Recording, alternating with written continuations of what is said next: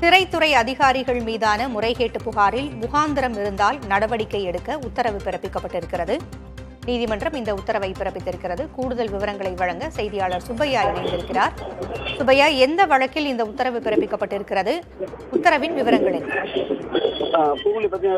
சென்னை புழல் சிறையில் தண்டனை கைதியாக ஒருவர் இருக்கிறார். அவருடைய மனைவி கோகிலா என்பவர் புதுச்சேரியை சேர்ந்தவர். அவர் உயர்நீதிமன்ற வழக்கு ஒன்று தாக்கல் செய்தார். அதாவது தனது கணவர் சிறையில் ஆயுள் கைதியாக இருப்பதாகவும் 4 மாதங்களாக அவருக்கு ஊதியம் வழங்கப்படவில்லை என்று கூறி அவர் நீதிமன்றத்தில் வழக்கு தொடர்ந்திருந்தார்.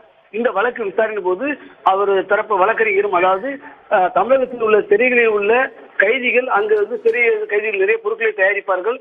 அந்த கைவினைப் பொருட்களை விற்பனை செய்வதில் 14 கோடி ரூபாய் முறைகேடு நடந்துள்ளதாகவும், இது தொடர்பாக மத்திய தணிக்கைத்துறையை தெரிவித்துள்ளதாக கூறி அது தொடர்பான அந்த நாளில் வந்த செய்தியை நீதிமன்றத்தில் தாக்கல் செய்தார்.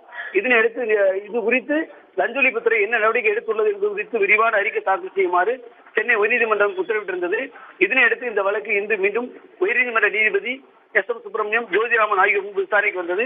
அப்போது அரசினுடைய கூடுதல் தலைமை வழக்கறிஞர் ரவீந்திரன் ஆஜராகி இந்த விவகாரம் தொடர்பாக லஞ்ச ஒழிப்புத்துறை எடுத்து வந்த நடவடிக்கை குறித்து அறிக்கை தாக்கல் செய்தார். அது மட்டுமல்லாமல் இந்த முறைகேடு நடந்துள்ளது குறித்து வழக்கு பதிவு செய்யப்பட்டு விசாரணை நடைபெற்று வருவதாகவும், எனவே 3 அதிகாரிகள் பணியிட மாற்றம் செய்யப்படுவதாக தெரிவித்தார். அதற்கு நியாயமான நடவடிக்கை எடுக்கப்படும் என்று அரசு தரப்பில் உறுதியளிக்கப்பட்டது. ஆனால் நீதிபதிகள் தவறு செய்தவர்களை சீர்திருத்தம் பண்ணுவதற்காகத்தான் சிறைக்கு அனுப்புகிறோம், ஆனால் சிறையில் உள்ள அதிகாரிகளை இதுபோன்று ஒரு தவறளிப்பது என்பதை ஏற்றுக்கொள்ள முடியாது என்று நீதிபதி தெரிவித்தார்கள். அது மட்டுமல்லாமல் இந்த விவகாரத்தில் தவறு செய்த உயர் அதிகாரி உட்பட அனைவரும் மீது நடவடிக்கை எடுக்க வேண்டும் என்றும், அவர்கள் தவறினத்துக்கான முகாந்திரம் இருந்தால் அவர்களை துறை ரீதியாக நடவடிக்கை எடுப்பது மட்டுமல்லாமல் சஸ்பெண்ட் நடவடிக்கை மேற்கொள்ள வேண்டும் என்று நீதிபதிகள் அறிவுறுத்தினார்கள்.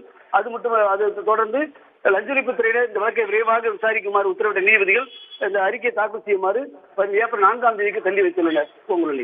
தகவல்களை வழங்கியமைக்கு நன்றி சுப்பையா.